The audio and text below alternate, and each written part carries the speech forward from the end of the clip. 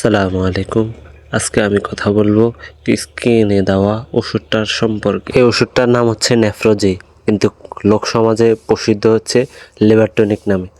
এই ওষুধের কার্যকারিতা হলো, যদি আপনার কিডনির মধ্যে যদি কোনো সমস্যা থাকে, তারপর লিভারের মধ্যে যদি কোনো সমস্যা থাকে সেটাও দূর করে, এবং তারপর ফ্যাটের মধ্যে যদি সির থাকে ওই সিরকেও এই ওষুধটা কেটে দেয়, সম্পূর্ণ সিরকে মেরে ফেলে। এই ওষুধ প্রয়োগের ক্ষেত্রে 1 লিটার পানির মধ্যে 1 মিলি করে সকালবেলা, ভোর সকালবেলা 8 ঘন্টার কমে যেন না হয়।